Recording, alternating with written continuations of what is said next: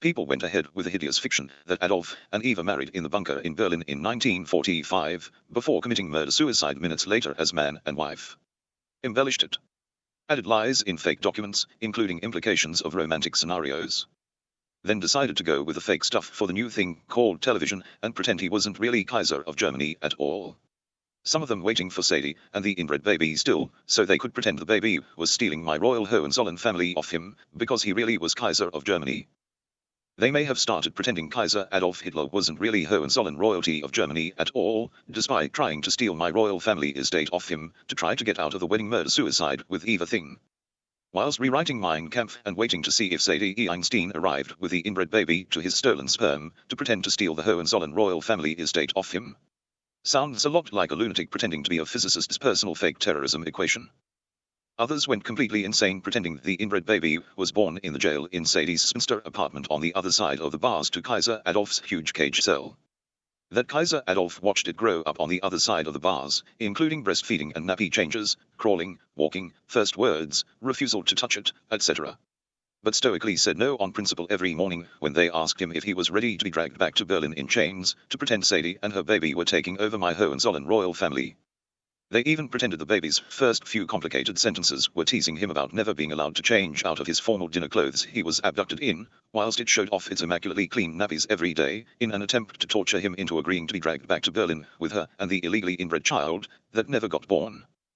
When Germany disunified in 1949, the people who redrew the map into two separate countries made the map of West and East Germany look like Sadie Einstein breastfeeding her inbred baby that didn't really exist. Because some of them thought they were still waiting for Sadie's brat to arrive in Berlin with its mother. When I was born in Warragul Hospital on the 18th of January 1972, Kaiser Adolf was on holidays in Gippsland. He had bizarre-looking information about my mother and her husband with him. He got the details from births, deaths, and marriages, Victoria, Australia. He researched the government register because of information overheard from drunk Secret Service agents from Italy and Switzerland in a bar in Italy regularly frequented by gay men. Including the whole story and bizarre-seeming possibility that the Australian couple could have a technically eligible child under the Hohenzollern monarchy's great-grandchild rule. Kaiser Adolf went to the couple's family home address at 27 Campbell Street, Warragul, on the 18th of January 1972, around midday. That was around 6 hours after I had been coincidentally born in hospital before sunrise that day. He chose the 18th of January for the visit because it used to be Germany's royal family-themed public holiday. He thought the information may have been an attempt at a cruel prank on him, but was a good excuse for a holiday in the place he was born. What is now Gippsland? Nobody was home at 27 Campbell Street. When he was leaving my family home towards the road, an across-the-road neighbor, who had seen him knocking on the door and was waiting for news on the new baby, started a conversation with him. Kaiser Adolf was told nobody was home because Judith was having a baby and was in hospital. The Kaiser was eventually given directions to the hospital by the neighbor, who was a friend of my father. The neighbor still lived across the road when I was growing up as a child. Kaiser Adolf decided to go to the hospital to get it all over and done with, whatever it really was. After the Kaiser arrived at the Warragul hospital, he asked at reception if a Mrs. Webb had been admitted to hospital, with a laugh, because she was having a baby. He was asked what relationship he was to Mrs. Webb by the receptionist. He replied with a sentence, "Well, I'll be the great-grandfather. I mean of the baby," with a laugh.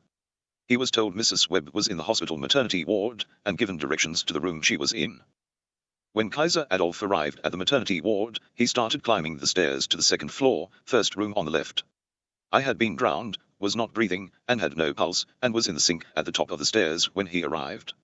I had been drowned by a person bred with Albert Einstein's sperm, who was still holding me under the water. In response to a short conversation about what was happening, that person panicked and let me go. He then went through the doors to my mother's room to shut her up. Kaiser Adolf saw something floating in the sink, pulled me out gently, and decided to try CPR, just in case. I was revived by Kaiser Adolf, who said "Greetings there, young baby," in German, when it became clear I was breathing on my own. I was around 7 to 8 hours old. He was 82. When I went home in my real parents' custody, registered at birth, it made me technically eligible to become his crown prince under my Hohenzollern monarchy great-grandchild rule. He officially authorized me as his heir and future successor as soon as he could. That is why I am Prince Imperial Sir Brian Webb the Hohenzollern, confirmed successor to Kaiser Adolf Hitler and Kaiser Wilhelm II, of the constitutional monarchy of Germany. Also, Duke and Lord of the Habsburg Royal Family of Austria and Hungary. Viscount of France, as of 2024, as a descendant of French monarch Louis XIV, via the Habsburg Royal Family too. The only legitimate Romanov in the world, as the only grandchild of Iosif Stalin Jagashvili the Romanov. Iosif's mother was the most recent monarch of Russia, Tsarina Alexandra Fyodorova the Romanov. Iosif Jagashvili, nicknamed Stalin, was her firstborn child, and a legitimate Romanov, but ineligible to be a royal Romanov, as were his legitimate children. I became the sole possibly technically eligible person in the world to become a royal Romanov, inherit the Romanov estate, and become the next Tsar of Russia, as successor to my great-grandmother Tsarina Alexandra, when my grandfather Iosif added me as a beneficiary in his private estate document in 1975. He did so after organizing a hair sample taken from me and sent to him in Kazakhstan, for DNA testing purposes. Iosif died age 98 in 1979 when I was 7.